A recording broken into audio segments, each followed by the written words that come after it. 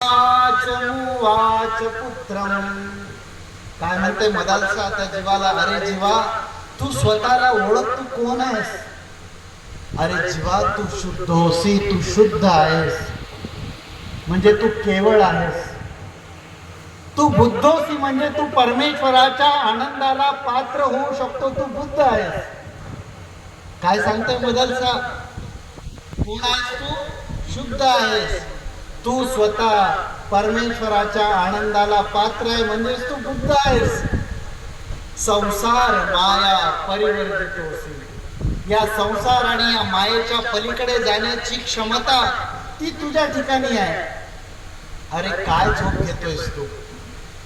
संसार स्वप्नम त्यजमोह निद्रा. मोहाच्या निद्रेत पडलेलं हे संसार रूपी स्वप्न आहे. हे जे दिसतंय ना, जे तू खरं समजतोय, हे खरं नाहीये. याच्या पलीकडे आणखीन काहीतरी आहे. आणि जेव्हा तू या मोहाचा त्याग करशील, जेव्हा या संसाराचा त्याग करशील, तेव्हाच खऱ्या अर्थानं तू परमेश्वराच्या आनंदाला पात्र होशील. आणि ही क्षमता केवळ तुझ्यात आणि तुझ्यात आहे. मदलसाने आपल्या मुलाला असं अंगैगिक म्हणावं, त्या मुलाने ते ऐकावं. लहानाचं मोठं होईपर्यंत असलेलं हे अंगैगिक त्यानं ऐकावं आणि श्री दत्तात्रय प्रभू बाबांना संसाराचा त्याग करून दीक्षा घ्यावी. विचार करा, हे असतात संस्कार. काय शिकवलं मदलसेने त्यांना? त्यांची एलिजिबिलिटी आहे की तू परमेश्वराच्या आनंदाला पात्र आहेस हे सांगितलं. आणि नुसतं एकच पुत्र नाही, मदालसेचे 6 पुत्र बाल भिक्षुक झाले. किती पुत्र झाले? 6 पुत्र बाल भिक्षुक झाले. 7वा एक पुत्र होता. तो पुत्र, त्याला सुद्धा मदालसेने चालू केलं गीत म्हणायला. आणि पटकन त्याचे वडील, मुलाचे म्हणजे मदालसेचे पती ऋतुध्वज राजा, तो पटकन धावत आला. रे म्हटले थांबा, आता हे शुद्धोसी बुद्धोसी थांबव जरा. आता म्हटलं हे नको म्हणू. मग अरे म्हटलं राज्याला कोणतरी वारस पाहिजे ना.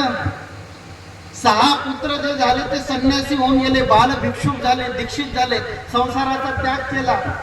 आणि जर याही पुत्राला तू जर हेच अंगैगिक म्हटलं तर हा सुद्धा पुत्र दीक्षा घेईल. मग म्हटलं काय करायला पाहिजे? म्हटलं नाही, आता निंबोनीच्या झाडामागे हे गाणं चालू कर. मदालसा म्हटलं ठीक आहे, काही हरकत नाही, तुमची इच्छा. आणि अळर्क असं त्याचं नाव होतं. त्याला त्या राजाने आपलं धर्माचं शिक्षण न देता राज्याचं शिक्षण दिलं, जीवन जगण्याचं शिक्षण दिलं. परिणाम असा झाला की तो व्यसनाधीन झाला.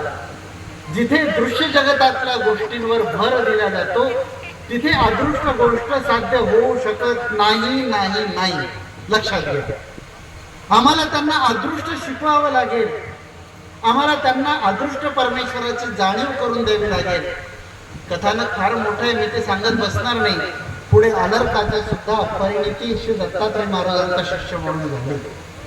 मला हे सांगायचं आहे, आमच्या मुलांना आम्हाला हेही सांगता आलं पाहिजे. आज आम्ही मोठ्या गर्वाने सांगतो की पद्मनाभी बाबांची दीक्षा याच ठिकाणी या सभागृहामध्ये झाली. जे पद्मनाभी बाबा या पंथातलं एक आचार्य म्हणून पुढे आलेलं एक व्यक्तिमत्व होतं की ज्यांच्या ठिकाणी घडलेले पूजनीय श्री खंडारकर बाबा असतील किंवा पूजनीय श्री आळसपूरकर बाबा असतील, आज इकडचा संपूर्ण आमचा समाज यांचा शिष्य म्हणून आहे. त्यांनाही निमित्त असलेले